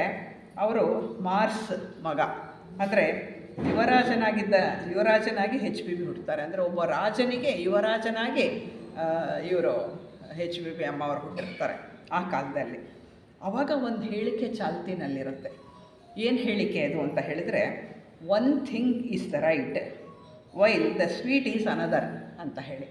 ಅಂದರೆ ಅದನ್ನೇನು ಹೇಳ್ಬೋದು ಅಂದರೆ, ಒಂದು ಸರಿಯಾದ ದಾರಿ, ಇನ್ನೊಂದು ಬಹಳ ಸ್ವೀಟಾಗಿ ಬಹಳ ರುಚಿಯಾಗಿರುವಂತಹ ಇನ್ನೊಂದು ದಾರಿ. ಅದನ್ನು ಕನ್ನಡದಲ್ಲಿ ಏನಂತ ಕರೀತಾರೆ ಗೊತ್ತಾ? ಶ್ರೇಯ ಮತ್ತು ಪ್ರೇಯ ಅಂತ ಹೇಳಿ. ಶ್ರೇಯ ಒಂದು, ಪ್ರೇಯ ಒಂದು. ರೈಟ್ ಥಿಂಗ್ ಯಾವುದು? ಶ್ರೇಯ. ಸ್ವೀಟ್ ಥಿಂಗ್ ಯಾವುದು? ಪ್ರೇಯ. ಮನುಷ್ಯ ಶ್ರೇಯಸ್ಸಿಗಾಗಿ ಹೋರಾಡಬೇಕಾ, ಪ್ರೇಯಸ್ಸಿಗಾಗಿ ಹೋರಾಡಬೇಕಾ? ಶ್ರೇಯಸ್ಸಿಗಾಗಿ. ಇವರು ಮಾಡ್ತಿದ್ದಿದ್ದು ಅದೇ ಕೆಲಸ, ಶ್ರೇಯಸ್ಸಿಗಾಗಿ. ಶ್ರೇಯ ಮತ್ತು ಪ್ರೇಯ. ಶ್ರೇಯ ಅಂದ್ರೇನು ಸ್ವಲ್ಪ ತಿಳ್ಕೊಳ್ಳೋದಾದರೆ, ಲೋಕ ಕಲ್ಯಾಣಕ್ಕಾಗಿ, ಇನ್ನೊಬ್ಬರ ಒಳಿತಿಗಾಗಿ, ಇತರ ಜೀವಿಗಳ ಆಧ್ಯಾತ್ಮಿಕ ಮುಂದುವರಿಕೆಗಾಗಿ ಕೆಲಸ ಮಾಡುವುದು ಶ್ರೇಯ. ಅದನ್ನು ಶ್ರೇಯಸ್ಸು. ನಾವು ಆಶೀರ್ವಾದ ಮಾಡುವಾಗ ಚಿಕ್ಕ ಮಕ್ಕಳಿಗೆ ನಿನಗೆ ಶ್ರೇಯಸ್ಸುಂಟಾಗಲಿ ಅಂತೀವಿ ಹೊರತು ಪ್ರೇಯಸ್ಸುಂಟಾಗಲಿ ಅಂತ ಹೇಳ್ತೀವ? ಹೇಳಲ್ಲ ಅಲ್ವಾ? ಯಾಕೆ ಹೇಳಿ? ನೀನು ಮುಂದೆ ಸಮಾಜಕ್ಕೆ ಒಳಿತಾಗಿ ಬಾಳು ಅಂತ ಆಶೀರ್ವಾದ ಕೊಡೋದು ಅಲ್ವಾ? ಅದು ಮುಖ್ಯ. ಈಗ ನಾವು ಎಲ್ಲ ಜೀವಿಗಳನ್ನು ಹುಟ್ಟುತ್ತೀವಿ, ಊಟ ಮಾಡ್ತೀವಿ, ಏನೇನು ಮಾಡಬೇಕಾ ಎಲ್ಲ ಮಾಡ್ತೀವಿ, ಸತ್ತೋಗ್ತೀವಿ. ಒಂದೇನಾದ್ರು ಬೆಲೆ ಇದೆಯಾ ಅದಕ್ಕೆ? ಖಂಡಿತ ಬೆಲೆ ಇಲ್ಲ. ನಿಮ್ಗೆ ಎಷ್ಟೇ ಅಂತಸ್ತಿರ್ಬೋದು, ಇದಿರ್ಬೋದು, ಏನೇ ಇದ್ದರೂ ಈ ಪ್ರಪಂಚದ ಮೇಲೆ ಬಿಟ್ಟು ಹೋಗ್ತೀರಾ ಅಲ್ವಾ? ಯಾರ್ದು ಎಷ್ಟೋ ಚಿನ್ನ ಕೊಂಡ್ಕೊಂಡು ಇಟ್ಕೊಂಡಿರ್ತಾರೆ, ಎಷ್ಟೋ ದುಡ್ಡು ಮಾಡಿ ಇಟ್ಟಿರ್ತೀರ ಬ್ಯಾಂಕಲ್ಲಿ. ನೀವು ಸತ್ತಾಗ ಏನಾಗುತ್ತೆ? ಅದು ಭೂಮಿ ಮೇಲೆ ಇರುತ್ತೆ, ಅದು ಎಲ್ಲೂ ಹೋಗಲ್ಲ. ಇವರು ಅಲ್ಲಾದ್ರೆ ಅವ್ರು ತೊಗೊಂಡಿರ್ತಾರೆ. ಒಟ್ಟಿನಲ್ಲಿ ಅದು ಭೂಮಿ ಮೇಲೇ ಇರುತ್ತೆ. ಹೋಗೋರು ಯಾರು? ನಾವು ಮಾತ್ರ. ಬರೋದು ಯಾರು? ನಾವು ಮಾತ್ರ. ಹೀಗೆ ಶ್ರೇಯ ಅನ್ನೋದು ಅದಲ್ಲ, ಅದು ಪ್ರೇಯ ಅಂತ ಅನಿಸ್ಕೊಳ್ಳುತ್ತೆ. ಶ್ರೇಯ ಅಂತ ಹೇಳಿದ್ರೆ ಲೋಕ ಕಲ್ಯಾಣಕ್ಕಾಗಿ ಕೆಲಸ ಮಾಡೋದು, ಇತರ ಜೀವಿಗಳ ಆಧ್ಯಾತ್ಮಿಕ ಉದ್ಧಾರಕ್ಕಾಗಿ ಕೆಲಸ ಮಾಡೋದು, ಅದನ್ನು ಶ್ರೇಯ ಅಂತ ಕರೀತಾರೆ. ಸದಾಕಾಲ ಸ್ವಾರ್ಥ ಇಲ್ಲದೆ ಬೇರೆಯವರ ಒಳಿತಿಗಾಗಿ, ಆಧ್ಯಾತ್ಮಿಕ ಉನ್ನತಿಗಾಗಿ ಅದನ್ನು ಕೆಲಸ ಮಾಡುವಂತಹದ್ದು ಶ್ರೇಯ ಅಂತ ಅನ್ನಿಸ್ಕೊಳ್ಳುತ್ತೆ. ಅದಕ್ಕೆ ನಾವು ಯಾರಿಗೆ ಏನನ್ನು ಒಳಿತಾಗಲಿ ಅಂತ ಹಾರೈಸಬೇಕಾದ್ರೂ ನಿನಗೆ ಶ್ರೇಯಸ್ಸು ಸಿಗಲಿ ಅಂತ ಹೇಳ್ತೀವಿ ಹೊರತು ಬೇರೆ ಇನ್ನೇನನ್ನು ಸ್ವಾರ್ಥಿಯಾಗಿ ಬದುಕುವಂಥ ಆಶೀರ್ವಾದ ಮಾಡಲ್ಲ ಅಲ್ವಾ. ಹಾರೈಸೋದು ಕೂಡ ಇಲ್ಲ, ಶ್ರೇಯಸ್ಸು ಸಿಗಲಿ ಅಂತಲೇ ಹೇಳುವಂಥದ್ದು. ಇನ್ನು ಪ್ರೇಯ ಅಂದ್ರೇನು ಅದನ್ನು ತಿಳ್ಕೊಳ್ಳೋಣ. ಪ್ರೇಯಸ್ಸು ಅಥವಾ ಪ್ರೇಯ ಅಂದ್ರೇನು ಅಂತ ತಿಳ್ಕೊಳ್ಳೋಣ. ಸ್ವಂತ ಸುಖಕ್ಕಾಗಿ ದುಡಿಯುವುದು. ಪ್ರಪಂಚದಲ್ಲಿ ಹೆಚ್ಚಿನ ಜನ ಮಾಡ್ತಿರೋದು ಅದೇನೆ. ಎಷ್ಟಿದ್ರೇನೂ ಸಾಕಾಗೋದಿಲ್ಲ. ಇಡೀ ಹಳ್ಳಿ ಜಾಗವೇ ನಂದಾಗಿದ್ರು ಇನ್ನು ಪಕ್ಕದಳ್ಳಿನೂ ನನಗೆ ಇರಲಿ ಅಲ್ವಾ. ಇದು ಶ್ರೇಯ, ಇದು ಪ್ರೇಯ ಅಂತ ಅನ್ನಿಸ್ಕೊಳ್ಳುತ್ತೆ. ಪ್ರೇಯ ಅಂದರೆ ಸ್ವಂತ ಸುಖಕ್ಕಾಗಿ ದುಡಿಯುವುದು. ಸ್ವಂತ ಸುಖಕ್ಕಾಗಿ ಕುರ್ಚಿಗಳನ್ನು ಅಂದರೆ ಅಧಿಕಾರವನ್ನು ಗಳಿಸ್ಕೊಳ್ಳೋದಕ್ಕೆ ಹಪಾಹಪಿ ಪಡುವುದು. ಮತ್ತು ನಾನು, ನನ್ನವರು, ನನ್ನ ಹಣ, ನನ್ನ ಆಸ್ತಿ, ನನ್ನ ಅಂತಸ್ತು, ನನ್ನ ಸ್ಥಾನಮಾನ ಎಲ್ಲವೂ ನನ್ನದೇ, ಇದಕ್ಕಾಗಿ ಬಾಳುವವರು ಅವರು ಶ್ರೇಯ ಅಂದರೆ ಶ್ರೇಯಸ್ಸನ್ನು ಗಳಿಸಿದಂಥವರು ಅಂತ ಹೇಳ್ತೀವಿ. HBB ಅಮ್ಮ ಅವರು ಸದಾ ಕಾಲ ಎಲ್ಲ ಜನ್ಮಗಳಲ್ಲಿಯೂ ಕೂಡ ಯಾವುದಕ್ಕಾಗಿ ದುಡಿದವರು? ಶ್ರೇಯಕ್ಕಾಗಿ ದುಡಿದವರು. ಯಾವತ್ತೂ ಪ್ರೇಯ ಅನ್ನೋದು ಅವ್ರ ತಲೆನಲ್ಲೇ ಬರಲಿಲ್ಲ. ಅದಕ್ಕಾಗಿ ಅವರು ಕಷ್ಟಪಟ್ಟು ದುಡಿತಾರೆ, ಅಷ್ಟು ದುಡಿತಾರೆ. ಎಲ್ಲ ಜನ್ಮಗಳಲ್ಲಿಯೂ ಕೂಡ ಬರೀ ಶ್ರೇಯಕ್ಕಾಗಿ ದುಡಿತಾರೆ ಅವರು. ಅದಕ್ಕೆ ಸದಾಕಾಲ ಮಹಾತ್ಮರುಗಳ ಜೊತೆಯಲ್ಲೇ ಇರ್ತಾರೆ. ಯಾವಾಗ ನಾವು ಬರೀ ಶ್ರೇಯಸ್ಸಿಗಾಗಿ ಕಷ್ಟಪಡ್ತೀವಿ ಅಥವಾ ಕೆಲಸ ಮಾಡ್ತೀವಿ, ಇನ್ನೊಬ್ಬರ ಏಳಿಗೆಗಾಗಿ ನಾವು ಕಷ್ಟಪಡ್ತೀವಿ, ಆಗ ಮಹಾತ್ಮರು ನಮ್ಮ ಜೊತೆ ಇರ್ತಾರೆ, ನಮ್ಮ ಬೆನ್ನ ಹಿಂದೆ ಇರ್ತಾರೆ, ನಮಗೆ ಸಹಕಾರ ಕೊಡ್ತಾರೆ, ಅವ್ರು ನಮ್ಮನ್ನು ಗಮನಿಸ್ತಾರೆ. ಅದೇ ಶ್ರೇಯಸ್ಸು ಇದ್ದಾಗ ಮಾತ್ರ, ಪ್ರೇಯಸ್ಸಿದ್ದಾಗ ಅಲ್ಲ. ಯಾಕೆಂದರೆ ಅದು ಅವರ ರೂಲ್ಸ್ ಪ್ರಕಾರ ಬರೋದೇ ಇಲ್ಲ. ಹಾಗಾಗಿ ಜೊತೆಗೇ ಇದ್ದರು, ಮಹಾತ್ಮರ ಜೊತೆಗೆ ಇದ್ದರು, ಜ್ಞಾನವನ್ನು ಸಂಪಾದಿಸಿದ್ರು ತನಗಾಗಿ ಅಲ್ಲ. ಯಾವ ಜ್ಞಾನವೂ ಆಕೆಗಾಗಿ ಅಲ್ಲ, ಅದನ್ನು ಕೊಡಲಿಕ್ಕಾಗಿ, ದಾನ ಮಾಡಲಿಕ್ಕಾಗಿ, ಇಡೀ ವಿಶ್ವಕ್ಕೆ ತಿಯಾಸಭೆಯನ್ನು ಕೊಡಲಿಕ್ಕಾಗಿ ಆಕೆ ಇಷ್ಟೆಲ್ಲ ಕಷ್ಟಪಟ್ಟರು. ಅನೇಕ ಜನ್ಮಗಳಲ್ಲಿ ಹುಟ್ಟಿ ವಿದ್ಯೆಯನ್ನು ಕಲಿತು ಇದನ್ನು ಮಾಡಿದಂಥವರು. ಹಾಗಾಗಿ ಜ್ಞಾನವಂತರಾಗ್ತಾರೆ. ಅನೇಕ ಕಷ್ಟ ಅನುಭವಿಸ್ತಾರೆ ಅವರು. ಊಟಕ್ಕಿಲ್ಲ, ನಿದ್ರೆ ಇಲ್ಲ, ಒಂದು ಜಾಗ ಇಲ್ಲ ಇರೋಕ್ಕೆ. ಆದರೂ ಅಷ್ಟು ಕಷ್ಟಪಟ್ಟರು ಕೂಡ ಜ್ಞಾನನ ಸಂಪಾದನೆ ಮಾಡ್ತಾಯಿದ್ರು, ಜ್ಞಾನದಾನ ಮಾಡ್ತಾನೇ ಇದ್ದರು. ಅದು ಶ್ರೇಯಸ್ಸು. ಶ್ರೇಯಸ್ಸಿಗಾಗಿ ಬದುಕಿದಂಥವರು ಅಮ್ಮ ಅವರು. ಒಂದು ಸಲ HBB ಅವರು ಅನಿಬೆಸೆಂಟ್ರ ಮಗನಾಗಿ ಹುಟ್ಟಿರ್ತಾರೆ. ಅನಿಬೆಸೆಂಟ್ ತಂದೆ, ಇವರು ಮಗ ಆಗಿ ಹುಟ್ಟಿರ್ತಾರೆ. ಅವ್ರ ತಾಯಿಗೆ ಸದಾ ಕಾಲ ತಲೆನೋವಾಗಿ ಪರಿಣಮಿಸಿರ್ತಾರೆ. ಯಾವಾಗಲೂ ಚೇಷ್ಟೆ, ಯಾವಾಗಲೂ ತುಂಟತನ, ಯಾವಾಗಲೂ ಯೋಗಿಗಳ ಹಿಂದೆ ಹೋಗಿ ಏನಾದರೂ ಕೇಳೋಕ್ಕೆ ಹೋಗೋದು. ಈ ತಾಯಿಗೆ ಅವ್ರನ್ನ ಹಿಡಿಯೋಕ್ಕೆ ಆಗಲ್ಲ. ಅಷ್ಟು ಕಷ್ಟ ಕೊಡ್ದು ಅವರು ತುಂಬ ನನಗೆ ಇವರಿದ್ದರೆ ತಲೆನೋವು ಅನ್ನೋ ಮಟ್ಟಕ್ಕೆ ಕಾಟ ಕೊಡ್ತಿರ್ತಾರೆ. ಯಾಕೆಂದರೆ ಹೆಚ್ಚಿನ ಸಮಯ ಅವರು ಪ್ರಾಪಂಚಿಕವಾಗಿ ಇರಲೇ ಇಲ್ವಲ್ಲ. ಹಾಗಾಗಿ ಬರೀ ಜ್ಞಾನ, ಅನುಭವ ಇದನ್ನು ಹುಡುಕ್ತಾ ಒಬ್ಬರೇ ಅಲ್ದಾಡ್ತಾಯಿದ್ರು. ಎಲ್ಲಿಂದರಲ್ಲಿ ಹೊರಟು ಹೋಗ್ತಾಯಿದ್ರು. ಅವರಿಗೆ ಬೇಕಾಗಿದ್ದ ಅನುಭವ ಮತ್ತು ಜ್ಞಾನ. ಹಾಗಾಗಿ ಅವರು ಯಾವಾಗಲೂ ಕೂಡ ಬಹಳ ಧೈರ್ಯಶಾಲಿ. ಬರೀ ಈ ಜನ್ಮದಲ್ಲಲ್ಲ, ಅನೇಕ ಜನ್ಮಗಳಲ್ಲಿ ನೋಡಿ ಬಹಳ ಧೈರ್ಯವಂತ. ಯಾಕೆ? ಗಂಡಸಾಗಿ ಹುಟ್ಟಲಿ, ಹೆಂಗಸಾಗಿ ಹುಟ್ಟಲಿ, ಯಾವುದೇ ಜನ್ಮ ತಗೊಂಡ್ರೂ ಕೂಡ ಅವರು ಅತ್ಯಂತ ಧೈರ್ಯಶಾಲಿ. ಹೆದರಿಕೆ ಅನ್ನೋದೇ ಅವರ ಡಿಕ್ಷನರಿನಲ್ಲಿ ಇರಲಿಲ್ಲ. ಹಾಗಾಗಿ ಈಗಿನ ಒಂದು ಮಹಾನ್ ಕೆಲಸವನ್ನು ಮಾಡಲಿಕ್ಕೆ ಅವರಿಗೆ ಸಾಧ್ಯ ಆಯಿತು. ಹಾಗಾಗಿ ತುಂಬ ಮುನ್ನಡೆಯುವಂತಹ ಒಂದು ಸ್ವಭಾವ. ಬಹಳ ಸಾಹಸಿ, ಅಡ್ವೆಂಚರಸ್ ಅಂತಾರಲ್ಲ, ನಿನ್ನ ಕೈಲಾಗಲ್ಲ ಇದು ಅಂತ ಯಾರು ಹೇಳಿಬಿಟ್ರೆ ಅದು ಮಾಡಲೇಬೇಕು ಅವರು. ಆ ಮಟ್ಟಕ್ಕೆ ಅಡ್ವೆಂಚರಸ್ಸು. ಎಂಥದ್ದೇ ಪ್ರಾಣ ಹೋಗುತ್ತಾ ಹೋಗಲಿ, ಪರವಾಗಿಲ್ಲ, ನನಗೆ ಏನು ತೊಂದರೆ ಇಲ್ಲ, ಆ ಕೆಲಸನ ಮಾಡ್ತೀನಿ ಅನ್ನುವಷ್ಟರ ಮಟ್ಟಿಗೆ ಅಡ್ವೆಂಚರಸ್ ಅವರು. ಹಾಗಾಗಿ ಈ ಜನ್ಮದಲ್ಲಿ ಸಹ ಒಬ್ಬರೇ ಚಿಕ್ಕ ವಯಸ್ಸಿನ ಯುವತಿಯಾಗಿದ್ದರೂ ಕೂಡ, ಸುರದ್ರೂಪಿಯಾಗಿದ್ದರೂ ಕೂಡ ಒಂಟಿಯಾಗೆ ಸುತ್ತುತ್ತಾ ಇದ್ದರು ಅವರು ಎಲ್ಲ ಕಡೆನೂ. ಹಾಗಾಗಿ ಒಬ್ಬರೇ ಇಡೀ ಪ್ರಪಂಚ ಪರ್ಯಟನೆಯನ್ನು ಮಾಡ್ತಾರೆ. ಯಾತಕ್ಕೆ ಅಂದರೆ ಜ್ಞಾನವನ್ನು ಹುಡುಕಿಕೊಂಡು ಅಲದಾಡ್ತಾರೆ, ಹಾಗೆ ಓಡಾಡ್ತಾ ಇರ್ತಾರೆ. 476 BC ಟ್ಯುರೇನಿಯನ್ ರೇಸ್ ಅಂತ ಇರುತ್ತೆ, ಒಂದು ರೇಸ್ ಇರುತ್ತೆ. ಅದರಲ್ಲಿ HBB ಅವರು ಮೌರ್ಯರ ಮಗಳಾಗಿ ಹುಟ್ಟಿರ್ತಾರೆ.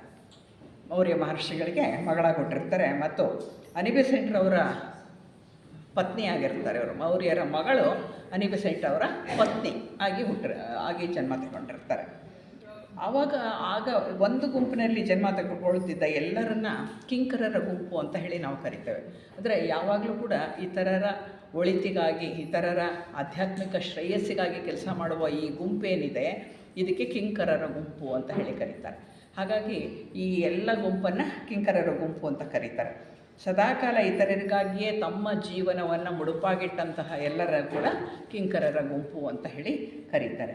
ಹೀಗೆ ಅಮ್ಮವರು ಎಲ್ಲ ಜನ್ಮಗಳಲ್ಲಿಯೂ ಕೂಡ ಜ್ಞಾನವನ್ನು ಸಂಪಾದನೆ ಮಾಡಿ ಜ್ಞಾನವನ್ನು ನೀಡುವಂತಹ ಕೆಲಸವನ್ನು ಮಾಡ್ತಾಯಿದ್ದರು.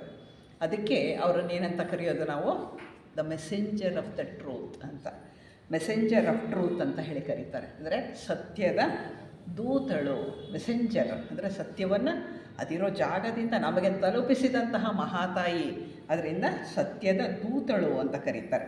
ಅಂದರೆ ಸತ್ಯವನ್ನು ಎಲ್ರಿಗೂ ತಲುಪಿಸುವಂತಹ ಕೆಲಸವನ್ನು ಮಾಡಿದರು ಈ ಜನ್ಮದಲ್ಲಿ ಕೂಡ.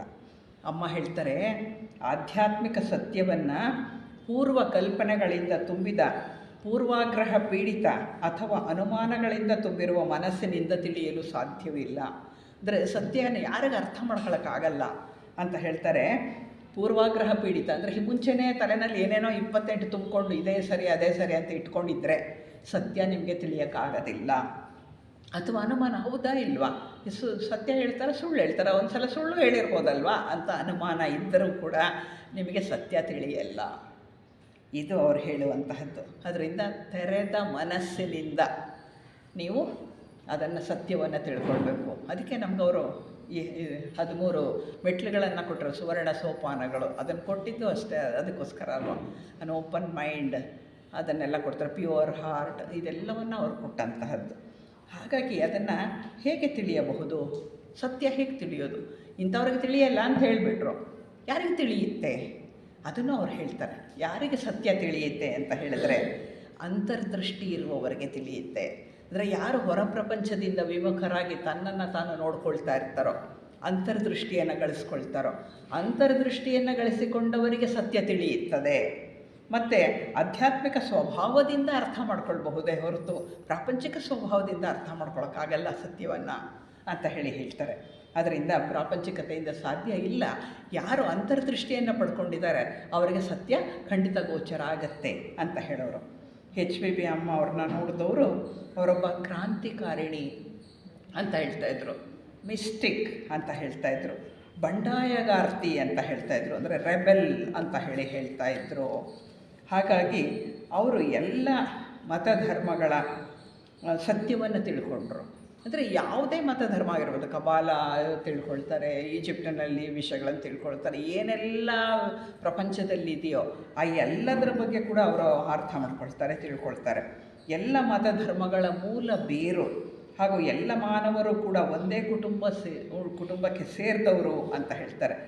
ಅವರು ಸತ್ಯದ ಒಂದು ದೂತರಾಗಿದ್ದರು ಅನ್ನೋದಕ್ಕೆ ಏನು ಕಾರಣ, ಉದಾಹರಣೆ ಏನು ಅಂತ ಹೇಳಿದರೆ ಎಲ್ಲ ಮತ ಧರ್ಮಗಳ ಮೂಲ ಸತ್ಯವನ್ನು ಅವರು ಅರ್ಥ ಮಾಡಿಕೊಂಡ್ರು. ಅದಕ್ಕಾಗಿ ಅಷ್ಟೆಲ್ಲ ಸುತ್ತಿ ಪ್ರಪಂಚದ ಪರ್ಯಟನೆ ಮಾಡಿ ಆ ಸತ್ಯದ ಮೂಲವನ್ನು ಕಂಡುಹಿಡಿತಾರೆ. ಮತ್ತು ಎಲ್ಲ ಮತ ಧರ್ಮಗಳ ಮೂಲ ಬೇರನ್ನು ತಿಳ್ಕೊಳ್ತಾರೆ. ಹಾಗೂ ಎಲ್ಲ ಮಾನವರು ಕೂಡ ಒಂದೇ ಕುಟುಂಬಕ್ಕೆ ಸೇರಿದಂಥವರು ಅಂತ ಹೇಳಿ ಧೈರ್ಯದಿಂದ ಮಾತ್ರವೇ ಸತ್ಯವನ್ನು ಸಾಕ್ಷಾತ್ಕಾರ ಮಾಡ್ಕೋಬಹುದು ಅಂತ ಹೇಳ್ತಾರೆ. ಅದಕ್ಕೆ ಹೇಳ್ತಾರಲ್ವ, ಧೈರ್ಯಂ ಸರ್ವತ್ರ ಸಾಧನಂ. ಎಲ್ಲ ಕಡೆಯೂ ಕೂಡ ಧೈರ್ಯ ಬೇಕೇ ಬೇಕು. ಸತ್ಯವನ್ನು ಅರ್ಥ ಮಾಡ್ಕೊಳ್ಳಿಕ್ಕೂ ಕೂಡ ಧೈರ್ಯ ಅನ್ನೋದು ಬೇಕೇ ಬೇಕು. ಧೈರ್ಯ ಇಲ್ದಲೆ ಸತ್ಯವನ್ನು ಅರ್ಥ ಮಾಡ್ಕೊಳ್ಳಿಕ್ಕೆ ಸಾಧ್ಯ ಇಲ್ಲ. ಅದನ್ನು ತಿಳಿಸಿದಂತಹ ಮಹಾನ್ ವ್ಯಕ್ತಿ HPB ಅಮ್ಮವರು. ಅದರ ಧೈರ್ಯವೇ ಬೇಕು. ಧೈರ್ಯ ಇದ್ದರಷ್ಟೇ ಸತ್ಯದ ಅರಿವಾಗೋದು, ನಿಮಗೆ ಸತ್ಯವನ್ನು ಸಾಕ್ಷಾತ್ಕಾರ ಮಾಡ್ಕೊಳಕ್ಕಾಗೋದು ಅಂತ. ಅವ್ರ ಗುರಿ ಏನಾಗಿತ್ತಪ್ಪ, ಅವ್ರು ಯಾತಕ್ಕೆ ಹುಟ್ಟುತ್ತಾಯಿದ್ರು, ಇಷ್ಟು ಸಲ ಹುಟ್ಟಿದ್ರು, ಏನು ಗುರಿ ಇತ್ತು ಅವ್ರಿಗೆ?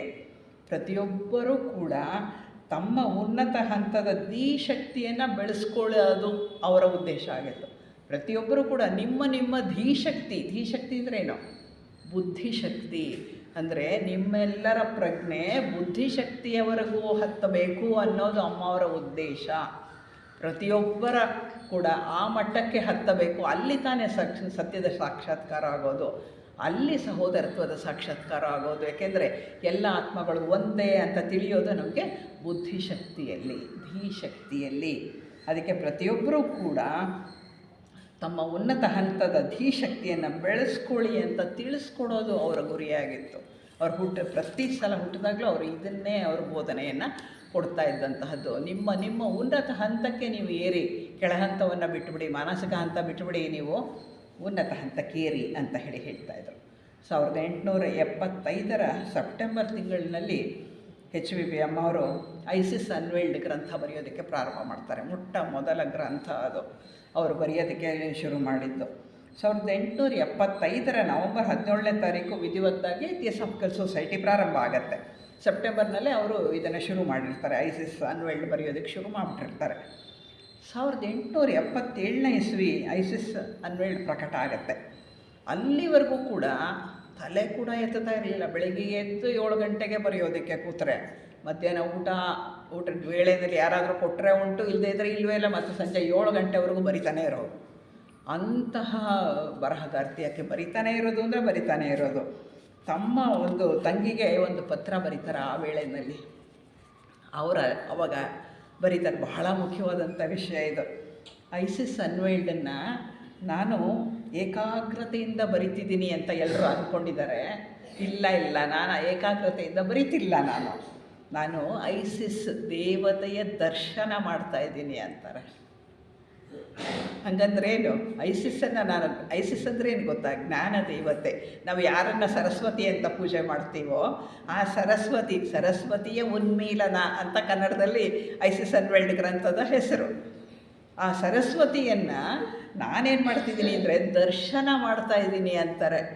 ನಾನು ಬರೀತಿದ್ದೀನಿ ಅಂತ ಹೇಳ್ತಿಲ್ಲ, ನಾನು ಏಕಾಗ್ರವಾಗಿ ಬರೀತಿದ್ದೀನಿ ಅಲ್ಲ, ಆ ಸರಸ್ವತಿಯನ್ನು ನಾನು ಉನ್ಮೀಲನ ಮಾಡ್ಕೊಳ್ತಾ ಇದ್ದೀನಿ, ಅವಳನ್ನು ನಾನು ನೋಡ್ತಾ ಇದ್ದೀನಿ, ದರ್ಶನ ಮಾಡ್ತಿದ್ದೀನಿ ಅಂತ ಬರೀತಾರೆ. ಎಂಥ ಉದಾತ್ತವಾದಂತಹ ಮಾತು.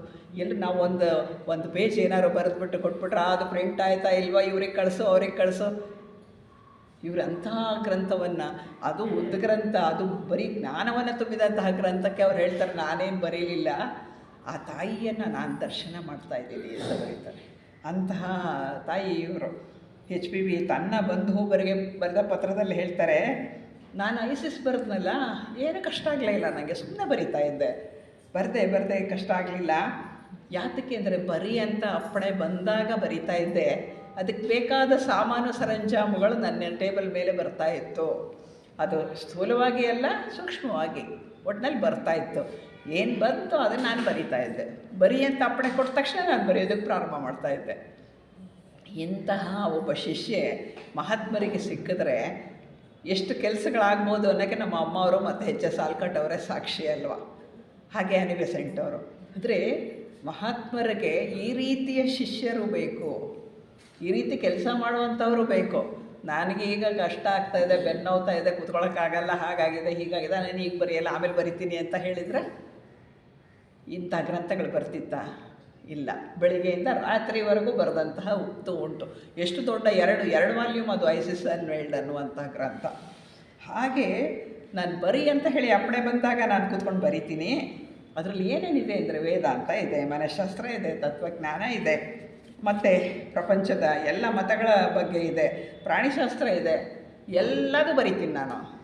ಯಾಕೆಂದರೆ ನನ್ನ ಮುಂದೆ ಸಾಮಗ್ರಿಗಳು ಬರುತ್ತೆ ನನಗೆ ಅಂತಾರೆ. ಯಾರೋ ಒಬ್ಬರು ಹೇಳಿ ಬರೆಸ್ತಾರೆ, ಇಲ್ಲದೆ ಇದ್ದರೆ ಒಬ್ಬರು ಮಹಾತ್ಮರು ಬಂದು ಹೇಳ್ತಾರೆ, ನಾನು ಬರಿತೀನಿ. ನನ್ನ ಗುರುದೇವ ಸಹ ಬರೆಸ್ತಾರೆ. ಅಂದರೆ ಇವ್ರ ಗುರುದೇವ ಮಾಸ್ಟರ್ M ಅವರು, ಅಂದರೆ ಮಹಾತ್ಮ ಮೌರ್ಯರು, ಅವರು ಬರೆಸ್ತಾರೆ ಅಂತ ಬರೆದಿದ್ದಾರೆ ಅವರು. ಹಾಗೆ ಆಮೇಲೆ ಒಬ್ಬ ಸಿದ್ಧ ಪುರುಷರು ಬರ್ತಾರಂತೆ, ಅವರು ಬಂದು ಬರೆಸ್ತಾರಂತೆ. ಅವ್ರು ಬಂದು ಬರೆಸ್ತಾರೆ, ಅವ್ರು ಹೇಳ್ತಾರೆ ನಾನು ಬರಿತೀನಿ ಅಷ್ಟೇ ಅಂತಾರೆ.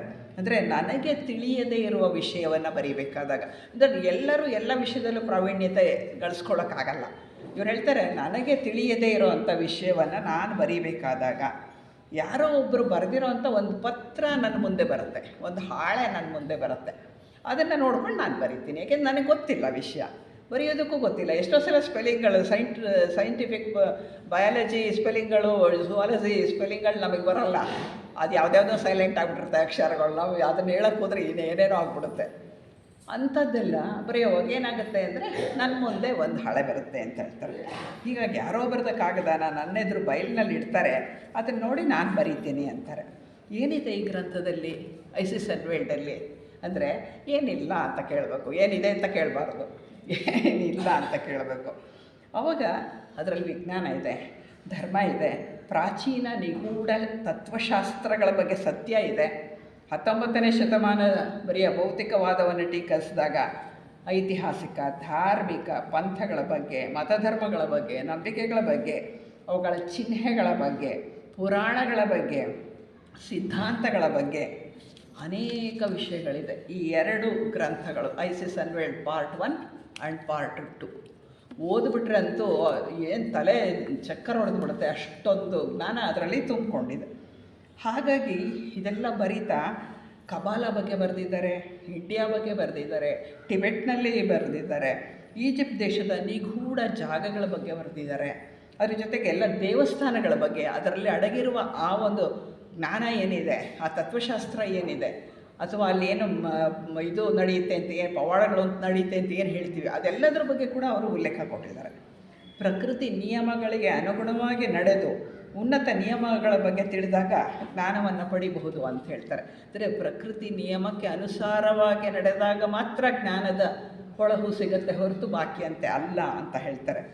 ಅದಕ್ಕೆ ಮಾನವ ಜನಾಂಗಕ್ಕೆ ಅವರು ಒಂದು ಬೀಗದ ಕಾಯಿ ಕೊಡ್ತಾರೆ, ಅಕ್ಕಿ ಕೊಡ್ತಾರೆ. ಏನು ಅಂತ ಹೇಳಿದರೆ ಅದನ್ನು ಉಪಯೋಗಿಸಿ ಜ್ಞಾನ ಪಡಿಬಹುದು ಅಂತಾರೆ. ಅದರಿಂದ ಅವರು ಪ್ರಜ್ಞೆ ಅನ್ನೋದು ಡೆಡ್ ಮ್ಯಾಟರ್ ಅಲ್ಲ, ಸಜೀವವಾದದ್ದು ಅಂತ ತಿಳಿಸ್ತಾರೆ. 1878ನೇ ಇಸ್ವಿನಲ್ಲಿ ನಮ್ಮ ಸೊಸೈಟಿ ಇಂಡಿಯಾ ದೇಶಕ್ಕೆ ವರ್ಗಾಯಿಸಲ್ಪಡುತ್ತಲ್ಲ, 1882ರಲ್ಲಿ ಅಡಿಯಾರನ್ನು ಪ್ರಮುಖ ಕಚೇರಿಯಾಗಿ ಮಾಡ್ಕೊಳ್ತಾರೆ. 1884ರಲ್ಲಿ ಅಮ್ಮವರು ಸೀಕ್ರೆಟ್ ಡಾಕ್ಟ್ರಿನ್ ಗ್ರಂಥ ಶುರು ಮಾಡ್ತಾರೆ. ಅಂದರೆ ಇದು ಐಸಿಸ್ ಅನ್ವೇಲ್ಡ್ ಮುಗ್ದು ಪ್ರಿಂಟ್ ಆಗುತ್ತೆ, ಈಗ ಸೀಕ್ರೆಟ್ ಡಾಕ್ಟ್ರಿನ್ ಪ್ರಾರಂಭ ಆಗುತ್ತೆ. ಆವಾಗ ಕೂಡ ಬೆಳಿಗ್ಗೆ 7 ಗಂಟೆಯಿಂದ ಮಧ್ಯಾಹ್ನ 1 ಗಂಟೆವರೆಗೂ ಬರೆಯೋದಕ್ಕೆ ಪ್ರಾರಂಭ ಮಾಡ್ತಾರೆ. ನಂತರ ಸ್ವಲ್ಪ ಊಟ ಮಾಡೋದು, ಅಥವಾ ಮರೆತರೆ ಏನೂ ಇಲ್ಲ, ಮತ್ತೆ ಸಂಜೆ 7 ಗಂಟೆವರೆಗೂ ಬರೀತಿರ್ತಾರೆ. ಈ ಗ್ರಂಥದಲ್ಲಿ ಸೀಕ್ರೆಟ್ ಡಾಕ್ಟ್ರಿನಲ್ಲಿ ಏನಿದೆ ಅಂತ ನೋಡೋದಾದರೆ ಥಿಯಾಸಫಿಯ ಮೂಲಭೂತ ತತ್ವಗಳ ವಿವರಣೆಯನ್ನು ಕೊಡ್ತಾರೆ. ಅದರಲ್ಲಿ ಜಗತ್ತಿನ ಎಲ್ಲ ಮಹಾನ್ ಧರ್ಮಗಳ ಹಿಂದೆ ಇರುವಂತಹ ಪ್ರಾಚೀನ ಆಧ್ಯಾತ್ಮಿಕ ಸತ್ಯವನ್ನು ತಿಳಿಸ್ತಾರೆ. ಈ ಶತಮಾನದಲ್ಲಿ ಮಾನವನ ಬೆಳವಣಿಗೆಗೆ ಅನುಸಾರವಾಗಿ ಏನೇನು ಜ್ಞಾನವನ್ನು ಕೊಡಬೇಕೋ ಕೊಡಬಹುದೋ ಆ ಎಲ್ಲ ಜ್ಞಾನವೂ ಕೂಡ ಸೀಕ್ರೆಟ್ ಡಾಕ್ಟ್ರಿನ್ ಗ್ರಂಥದಲ್ಲಿ ಇದೆ. ಇದು ಅವ್ರು ಮಾಡಿದಂತಹ ಒಂದು ಕೆಲಸ. ಅಷ್ಟನ್ನು ಕೂಡ ನಾನು ಕೊಟ್ಟಿದ್ದೇನೆ. ಈ ಇದರಲ್ಲಿ ಮಾನವನ ಮಾನಸಿಕ ಮಟ್ಟಕ್ಕೆ ಅನುಗುಣವಾಗಿ ಕೊಡಬೇಕಾದ ಎಲ್ಲ ಜ್ಞಾನವನ್ನು ಕೂಡ ಸೀಕ್ರೆಟ್ ಡಾಕ್ಟ್ರಿನಲ್ಲಿ ಅಡಗಿಸಿಟ್ಟಿದ್ದೇವೆ ಅಂತ ಹೇಳ್ತಾರೆ. KH ಗುರುಗಳು ಒಬ್ಬ ಶಿಷ್ಯನಿಗೆ ಬರೆದ ಪತ್ರದಲ್ಲಿ ಅವ್ರು ಬರೀತಾರೆ, ಸೀಕ್ರೆಟ್ ಡಾಕ್ಟ್ರಿನ್ ಪೂರ್ತಿ ಬರೆದಾದ ಮೇಲೆ ಅದು ಮೌರ್ಯ ಮಹರ್ಷಿಗಳು ಉಪಾಸಿಕ ಅನ್ನೋದು ಈ ಜನ್ಮದಲ್ಲಿ ಅವರು ಬ್ಲವಟ್ಸ್ಕಿ ಅಮ್ಮ ಅವರಿಗೆ ಕೊಟ್ಟಂತಹ ಒಂದು ಹೆಸರು. ಉಪಾಸಿಕ ಮತ್ತು KH ಗುರುಗಳು 3 ಜನ ಬರೆದಿರುವುದು ಅನ್ನುವುದು ತಿಳಿಯುತ್ತೆ ಅಂತ ಬರೀತಾರೆ. ಅಂದರೆ ಅಕ್ಷರಗಳ ಬದಲಾವಣೆ ಇದೆ, ವಿಷಯಾಂತರ ಎಲ್ಲವೂ ಕೂಡ ನಮಗೆ ಗೊತ್ತಾಗುತ್ತೆ. ಒಬ್ಬರು ಬರೆದಿರೋದಲ್ಲ ಇದು ಅಂತ ಹೇಳಿ ಗೊತ್ತಾಗುತ್ತೆ, ಇಷ್ಟು ಜನ ಬರೆದಿರೋದು ಇದು ಅಂತ ಹೇಳಿ ಕುತುಂಬ ಮಹರ್ಷಿಗಳು ಬರೀತಾರೆ. ಈ ಮಹಾನ್ ಗ್ರಂಥದಲ್ಲಿ ಏನಿದೆ ಅಂತ ಹೇಳಿದರೆ, ಜ್ಞಾನಪೂರ್ಣರಾದ ಸಿದ್ಧ ಪುರುಷರಿಂದ ಬರೆಯಲ್ಪಟ್ಟ the stanzas from the Dzyan book of the Dzyan ಅನ್ನುವ, ಅಂದರೆ ಧ್ಯಾನ ಗ್ರಂಥ ಕವನಗಳಲ್ಲಿರುವ ಶ್ಲೋಕಗಳನ್ನು ಇಂಗ್ಲೀಷಿಗೆ ಅನುವಾದ ಮಾಡಿ ಅದರ ಮೇಲೆ ವ್ಯಾಖ್ಯಾನ ಕೊಟ್ಟಿದ್ದಾರೆ. ಒಂದು ಶ್ಲೋಕ ಬರೆಯೋದು, ಅದರ ಮೇಲೆ ವ್ಯಾಖ್ಯಾನ, ಇನ್ನೊಂದು ಶ್ಲೋಕ ಅದರ ಮೇಲೆ ವ್ಯಾಖ್ಯಾನ, ಆ ರೀತಿ ಬರೆದಿದ್ದಾರೆ. ಇದೊಂದು ಅದ್ಭುತ ಗ್ರಂಥ. ಈ ಪ್ರಪಂಚದಲ್ಲಿ ಯಾರೂ ಸಹ ಬರೆದಿಲ್ಲ ಈ ರೀತಿಯ ಗ್ರಂಥವನ್ನು ಅಂತಾರೆ.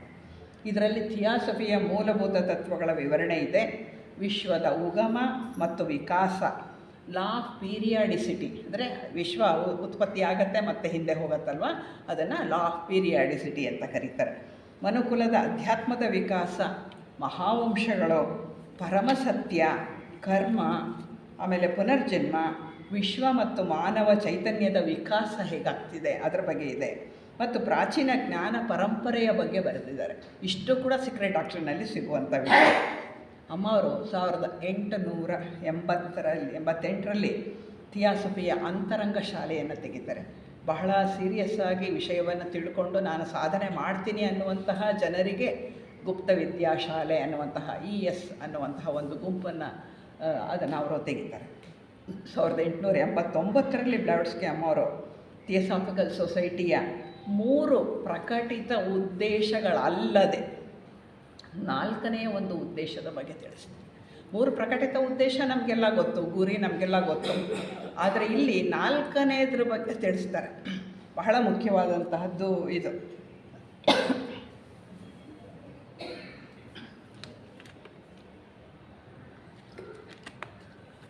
ಈ ಪ್ರಮುಖ ಉದ್ದೇಶ ಏನಪ್ಪ? 4ನೆಯ ಉದ್ದೇಶ ಬರೆಯಲ್ಪಟ್ಟಿಲ್ಲದಲೇ ಇರುವಂತಹದ್ದು ಅಂತ ಹೇಳಿದರೆ, ಇಡೀ ಮಾನವತೆಯನ್ನು ಮುಂದೆ ಬರುವಂತಹ ವಿಶ್ವಗುರುವಿನ ಆಗಮನಕ್ಕಾಗಿ ಸಜ್ಜುಗೊಳಿಸುವುದು. ಮುಂದೆ ಬರುವ ವಿಶ್ವಗುರು ಯಾರು ಬಂದಿದ್ದು? ಜೆ ಕೃಷ್ಣಮೂರ್ತಿಯವರು. ಅವರು ಬರುವುದಕ್ಕೆ ಸಜ್ಜುಗೊಳಿಸಲಾಗುತ್ತಿದೆ. ಮಾನವತೆಯನ್ನೇ ಸಜ್ಜುಗೊಳಿಸ್ತಾ ಇದ್ದೀವಿ ನಾವು ಥಿಯೋಸಾಫಿಕಲ್ ಸೊಸೈಟಿಯ ಮುಖಾಂತರ ಅಂತ ಹೇಳ್ತಾರೆ. ಮಾನವ ಸಂಸರಣೆಯನ್ನು ಮುಂದೆ ತೆಗೆದುಕೊಂಡು ಹೋಗಲು ಬೋಧಿಸತ್ವರಾದಂತಹ ಮೈತ್ರೇಯ ಮಹರ್ಷಿಗಳ ಆಗಮನವಾಗುತ್ತದೆ ಅಂತ ಬರೆದಿದ್ದಾರೆ, ಅಂತ ಹೇಳ್ತಾರೆ ಅವರು. ಮೈತ್ರೇಯ ಮಹರ್ಷಿಗಳ ಆಗಮನ ಆಗ್ತಾ ಇದೆ, ಈಗ ಆಗೋದ್ರಲ್ಲಿದೆ ಅಂತ ಹೇಳ್ತಾರೆ. ಈ ಭೂಮಿಯ ಮೇಲೆ ಅವರ ಆಗಮನ ಆಗತ್ತೆ ಅಂತ ಘೋಷಣೆ ಮಾಡ್ತಾರೆ. ಇದು 4ನೆಯ ಉದ್ದೇಶ ಥಿಯೋಸಾಫಿಕಲ್ ಸೊಸೈಟಿದು. ಅಂದರೆ ವಿಶ್ವಗುರುವಿಗೆ ಆಗಮನಕ್ಕೆ ಸಿದ್ಧ ಮಾಡುವುದು, ಅಂದರೆ ಒಂದು ಭೂಮಿಕೆಯನ್ನು ಸಿದ್ಧ ಮಾಡುವಂತಹ ಕೆಲಸ ಆಗ ಅಮ್ಮವರು ಮತ್ತು ಆಲ್ಕಾಟ್ ಅವರು ಮಾಡ್ತಾರೆ. ಅವರು ತಮ್ಮ ಜೀವಿತದಲ್ಲಿ ಅನೇಕ ಗ್ರಂಥಗಳನ್ನು ಬರೀತಾರೆ. ಐಸಿಸ್ ಅನ್ವೇಲ್ಡ್ ನಾವು ಈಗಾಗಲೇ ತಿಳ್ಕೊಂಡಿದ್ದೇವೆ. ಸೀಕ್ರೆಟ್ ಡಾಕ್ಟ್ರಿನ್ ಬರೀತಾರೆ. ಎಲ್ಲ ಆವೃತ್ತಿಗಳು 5 ಆವೃತ್ತಿ ಇದೆ ಅದು. ಆಮೇಲೆ ಕೀಟು ಥಿಯಾಸಫಿ, ಅಂದರೆ ಥಿಯಾಸಫಿಯ ನಿಜ ಸ್ವರೂಪ ಅಂತ ಎಲ್ಲ ಪ್ರಶ್ನೆಗಳಿಗೆ ಉತ್ತರವನ್ನು ನೀಡುವಂತಹ ಅದ್ಭುತವಾದಂತಹ ಗ್ರಂಥ. ಪ್ರಾರಂಭದಲ್ಲಿ ಥಿಯೋಸಾಫಿಕಲ್ ಸೊಸೈಟಿಗೆ ಸೇರಿದಂಥವ್ರಿಗೆ ನಾವು ಈ ಗ್ರಂಥ ಕೊಡ್ತೀವಿ, ಇದನ್ನು ಓದಿ ಅಂತ ಹೇಳ್ತೀವಿ. ಯಾಕೆ ಅಂದರೆ ಥಿಯಾಸಫಿಯ ಬಗ್ಗೆ ನಿಮ್ಗೆ ಏನೇನು ಅನುಮಾನಗಳಿದೆಯೋ ಆ ಎಲ್ಲ ಅನುಮಾನಕ್ಕೂ ಕೂಡ ಸರಳವಾದ ಪರಿಹಾರ ಈ ಒಂದು ಗ್ರಂಥದಲ್ಲಿ ಉತ್ತರ ಇದೆ. ಇನ್ನು ಗುಪ್ತ ವಿದ್ಯಾನುಷ್ಠಾನ, ಪ್ರಾಕ್ಟಿಕಲ್ ಅಕಲ್ಟಿಸಮ್ ಅಂತ ಬರೀತಾರೆ. ಆಮೇಲೆ ಮೌನವಾಣಿ ಗ್ರಂಥ ಬರೀತಾರೆ. ಲೂಸಿಫರ್ ಥಿಯಾಸಫಿಸ್ಟ್ ಪತ್ರಿಕೆಗಳಲ್ಲಿ ಅನೇಕ ಲೇಖನಗಳನ್ನು ಬರೀತಾರೆ. ಆಮೇಲೆ ಅವರದ್ದು ಒಂದು ಕಾವ್ಯನಾಮ ಇತ್ತು, ಆ ಹೆಸರಿನಲ್ಲಿ ಅವರು ಬರಿತಾಯಿದ್ರು. ಬಹಳಷ್ಟು ಜನಕ್ಕೆ ಅದು ಗೊತ್ತಿಲ್ಲ. ಏನು ಅವ್ರ ಹೆಸರು? ರಾಧಾಬಾಯಿ. ರಾಧಾಬಾಯಿ ಅಂತ ಅವ್ರ ಹೆಸರಿಟ್ಟುಕೊಂಡು ಅನೇಕ ಲೇಖನಗಳನ್ನು ಪತ್ರಿಕೆಗಳಿಗೆ ಬರೀತಾಯಿದ್ರು. ಅಮ್ಮವರು ಬರೆದಂತಹ ಕೀಟು ಥಿಯಾಸಫಿ ಗ್ರಂಥದಲ್ಲಿ, ಅಂದರೆ ಥಿಯಾಸಫಿಯ ನಿಜ ಸ್ವರೂಪ ಗ್ರಂಥ ಅಥವಾ ಪ್ರಶ್ನೋತ್ತರ ರೂಪದಲ್ಲಿರೋದು ಎಲ್ರಿಗೂ ಅರ್ಥ ಆಗುವಂತಹದ್ದು. ಇನ್ನು ಅಮ್ಮವರು ಮೇ 8, 1891ರಲ್ಲಿ ತಮ್ಮ ಸ್ಥೂಲ ದೇಹವನ್ನು ತ್ಯಜಿಸ್ತಾರೆ. ಮರಣಾನಂತರ ಅವರ ಪವಿತ್ರ ದೇಹವನ್ನು ಅಗ್ನಿಗೆ ಅರ್ಪಿಸಲಾಗತ್ತೆ. ಅವರ ಮರಣದ ದಿನವನ್ನು ಪ್ರಪಂಚದಾದ್ಯಂತ ಶ್ವೇತ ಪದ್ಮಾಷ್ಟಮಿ ಅಂತ ಆಚರಿಸ್ತೇವೆ. ಮೇ 8 ಯಾವಾಗಲೂ ಕೂಡ ಇಡೀ ಪ್ರಪಂಚದಲ್ಲಿ ಪ್ರತಿಯೊಬ್ಬರೂ ಕೂಡ ಮೇ 8 ಅಮ್ಮವ್ರಿಗೆ ಒಂದು ನಮನವನ್ನು, ಕೃತಜ್ಞತೆಯನ್ನು ಅರ್ಪಿಸುವಂತಹ ದಿವಸ ಆಗಿರುತ್ತೆ. ಅವತ್ತೆಲ್ಲ ಸದಸ್ಯರು ಸೇರಿ ಲೈಟ್ ಆಫ್ ಏಷ್ಯಾ ಓದ್ತಾರೆ, ಭಗವದ್ಗೀತೆ ಪಠಣವನ್ನು ಮಾಡ್ತಾರೆ. ಬ್ಲಡ್ಸ್ಕಿ ಅಮ್ಮವ್ರಿಗೆ ಒಂದು ಅದ್ಭುತವಾದ ಯೋಗ ಶಕ್ತಿ ಇರುತ್ತೆ. ಅದು ಅವರ ಹತ್ತಿರ ಇದ್ದಂತಹವರನ್ನು ಪರಿವರ್ತನೆಗೊಳಿಸುವಷ್ಟು ಶಕ್ತಿಯನ್ನು ಹೊಂದಿರುತ್ತೆ. ಅಂದರೆ ಯಾರ್ಯಾರು ಅವ್ರ ಹತ್ರ ಬರ್ತಾರೋ ಅವರ ಧೀಶಕ್ತಿಯು ಉದ್ದೀಪನ ಆಗ್ತಾ ಇರುತ್ತೆ. ಪ್ರತಿಯೊಬ್ಬರು ಆಧ್ಯಾತ್ಮವಾಗಿ ಪರಿವರ್ತನೆ ಆಗ್ತಾ ಇರ್ತಾರೆ. ಗುರುಗಳೊಂದಿಗೆ ಅವರಿಗಿದ್ದಂತಹ ಸಂಪರ್ಕ ಅತ್ಯಂತ ಉನ್ನತವಾದಂತಹ ಜ್ಞಾನವನ್ನು ಥಿಯಾಸಫಿ ಅನ್ನುವ ಹೆಸರಿನಲ್ಲಿ ಪ್ರಪಂಚಕ್ಕೆ ಕೊಟ್ಟರು. ಅಂದರೆ ಥಿಯಾಸಫಿಗೆ ಕೊಟ್ಟಂತಹ ಕೊಡುಗೆ ಬ್ಲಡ್ಸ್ಕಿ ಅಮ್ಮನವರದ್ದು ಇದು ಪ್ರಪಂಚಕ್ಕೆ ಕೊಡುಗೆ. ಯಾರು ಸೀಕ್ರೆಟ್ ಡಾಕ್ಟ್ರಿನ ಅಧ್ಯಯನ ಮಾಡ್ತಾರೋ ಅವರು ಉನ್ನತ ಜ್ಞಾನವನ್ನು ಖಂಡಿತ ಪಡ್ಕೊಳ್ತಾರೆ ಅಂತ ಅಮ್ಮವರೊಂದು ಕಡೆ ಬರೀತಾರೆ. ಅದಕ್ಕಾಗಿ ಥಿಯೋಸಾಫಿಕಲ್ ಸೊಸೈಟಿ ಸದಸ್ಯರು ತಪ್ಪದೆ ಸೀಕ್ರೆಟ್ ಡಾಕ್ಟ್ರಿನನ್ನು ಓದಲೇಬೇಕು. ಓದಿದಾಗ ಮಾತ್ರ ಜ್ಞಾನ ಉನ್ನತ ಮಟ್ಟಕ್ಕೆ ಇರೋದಕ್ಕೆ ಸಾಧ್ಯ ಆಗುತ್ತೆ, ಧೀಶಕ್ತಿ ಹೆಚ್ಚಾಗೋದಕ್ಕೆ ಸಾಧ್ಯ ಆಗುತ್ತೆ. ಅವರ ಎಲ್ಲ ಗ್ರಂಥಗಳು, ಎಲ್ಲ ಲೇಖನಗಳು ಎಲ್ಲವೂ ಕೂಡ ಜ್ಞಾನವನ್ನು ನೀಡುವ ಕಾಮಧೇನುವಿನಂತೆ. ನೀವೆಷ್ಟು ಹಾಲು ಕರಿತೀರ ಅಷ್ಟು ನಿಮ್ಮದು. ಒಂದು ಹಸು ಇದೆ, ಕಾಮಧೇನು ಇದೆ, ನೀವೆಷ್ಟು ಕರ್ಕೊತೀರ ಹಾಲು ಅಂದರೆ ಅಷ್ಟು ಜ್ಞಾನ ನಿಮ್ಮದು. ಕರ್ಕೊಳ್ಳಿಲ್ಲ ಅಂದರೆ ಇಲ್ಲ, ಆ ರೀತಿ. ಅದಕ್ಕೋಸ್ಕರ ಅದು ಕಾಮಧೇನುವಿನಂತೆ ಎಲ್ಲ ಗ್ರಂಥಗಳು ಇದೆ. ಎಷ್ಟೆಷ್ಟು ಓದ್ತೀರಾ ಅಷ್ಟೆಷ್ಟು ತಿಳ್ಕೊಳ್ತೀರ, ಅಷ್ಟೆಷ್ಟು ಜ್ಞಾನವಂತರಾಗ್ತೀರ. ಅಮ್ಮನವರ ಧ್ಯೇಯ ಏನಾಗಿತ್ತು ಅಂದರೆ ಇಡೀ ಮಾನವತೆ, ಇಡೀ ಪ್ರಪಂಚವನ್ನು ಒಂದು ಸೂತ್ರದಲ್ಲಿ ಬಂಧಿಸುವುದಾಗಿತ್ತು. ಒಂದು ಸೂತ್ರದ ಪ್ರಕಾರ ಎಲ್ಲ ಮಾನವತೆಯು ಒಂದಾಗಬೇಕು. ಅಲ್ಲಿ ಜಾತಿ, ಮತ, ಲಿಂಗ ಭೇದ ಇಲ್ಲದ ಸಾರ್ವತ್ರಿಕ ಸಹೋದರ ಭಾವ, ಅಂದರೆ ಎಲ್ಲರೂ ಸಹೋದರರೇ ಎನ್ನುವ ಆ ಒಂದು ಚೈನನ್ನು ನಿರ್ಮಿಸೋದಕ್ಕೆ ಅವರು ಇಷ್ಟಪಟ್ಟರು. ಹಾಗಾಗಿ ಎಲ್ಲರೂ ಜ್ಞಾನವಂತರಾಗಬೇಕು, ಎಲ್ಲರೂ ಕೂಡ ಧ್ಯೇಯದಿಂದ ಬಾಳುತ್ತಾ ಪ್ರಪಂಚವೇ ಒಂದು ಕುಟುಂಬ ಅಂದ್ರೇನು, ವಸುಧೈವ ಕುಟುಂಬಕಂ ಅಂತ ಹೇಳ್ತೀವಲ್ಲ, ಒಂದು ಕುಟುಂಬದಂತೆ ಇಡೀ ಪ್ರಪಂಚ ಶಾಂತಿಯಿಂದ, ಸಹನೆಯಿಂದ, ನೆಮ್ಮದಿಯಿಂದ ಜೀವನ ಮಾಡಬೇಕು. ಉನ್ನತ ಹಂತಕ್ಕೆ ಹೋಗ್ತಾ ಅಧ್ಯಾತ್ಮವಾಗಿ ಮುಂದುವರೆದು ಪ್ರತಿಯೊಬ್ಬರೂ ಜೀವನ್ಮುಕ್ತರಾಗಬೇಕು. ಇದು ಅಮ್ಮನವರ ಆಶಯ. ಇಂಥ ಮಹಾನ್ ತಾಯಿಯ ಬಗ್ಗೆ ನಾವು ಸ್ವಲ್ಪ ಬರೀ ಒಂದು 3/4 ಗಂಟೆಯಲ್ಲಿ ತಿಳ್ಕೊಳ್ಳೋದಕ್ಕೆ ಪ್ರಯತ್ನ ಮಾಡ್ತಾ ಇದ್ದೇವೆ. ಒಂದು ಕುಟುಂಬದಲ್ಲಿ ಇರಬೇಕು, ಅಧ್ಯಾತ್ಮವಾಗಿ ಬೆಳಿಬೇಕು ಅನ್ನೋದಾಗಿತ್ತು. ಇಂತಹ ಉನ್ನತ ಧ್ಯೇಯವನ್ನು ಆಕೆ ಹೊಂದಿದ್ದು ಇಡೀ ಜೀವಿತವನ್ನು ಈ ದಿಕ್ಕಿನಲ್ಲಿ ಜನರಿಗೆ ನೀಡುವುದಕ್ಕೆ ಮೀಸಲಾಗಿರಿಸಿದರು. ಇಡೀ ಜೀವನದಲ್ಲಿ ಇನ್ನೇನೂ ಅವರು ಗಳಿಸ್ಕೊಳ್ಳಿಲ್ಲ. ಏನನ್ನು ಗಳಿಸಿದ್ರು ಎಲ್ಲವನ್ನು ದಾನ ಮಾಡಿದ್ರು. Isis unveiled, secret doctrine, key to theosophy, ಮಾರ್ಗ, ಇದು ಮೌನವಾಣಿ, ಎಲ್ಲದರಲ್ಲೂ ಕೊಟ್ಬಿಟ್ರು ಅವ್ರು ನಮಗೆ. ತಾನು ಅನೇಕ ಕಷ್ಟಗಳನ್ನು ಅನುಭವಿಸಿದ್ರು ಕೂಡ ಜನತೆಗಾಗಿ, ತಾನು ನಂಬಿದ ಮಹಾತ್ಮರ ಸೇವೆಯನ್ನು ಮಾಡೋದಕ್ಕಾಗಿ ಆಕೆ ತನ್ನ ಇಡೀ ಜೀವಿತವನ್ನು ಮುಡುಪಾಗಿಟ್ಟಿದ್ರು. ಇಂತಹ ಮಹಾನ್ ಚೇತನಕ್ಕೆ ನಾವು ಏನು ಮಾಡಲಿಕ್ಕೆ ಸಾಧ್ಯ? ಗೌರವದಿಂದ ಒಂದು ನಮಸ್ಕಾರ, ಒಂದು ಕೃತಜ್ಞತೆ, ಆಕೆಯನ್ನು ಜ್ಞಾಪಿಸ್ಕೊಂಡು ಬೆಳಗ್ಗೆ ಎದ್ದು ಯಾರ್ಯಾರ ನೆನೆಯಲಿ ಅಂದರೆ ಇವರಿಬ್ಬರು ದ್ವಯರನ್ನು ನಾವು ಜ್ಞಾಪಿಸ್ಕೋಬೇಕಾಗತ್ತೆ. ಇದು HBB ಅಮ್ಮನವರು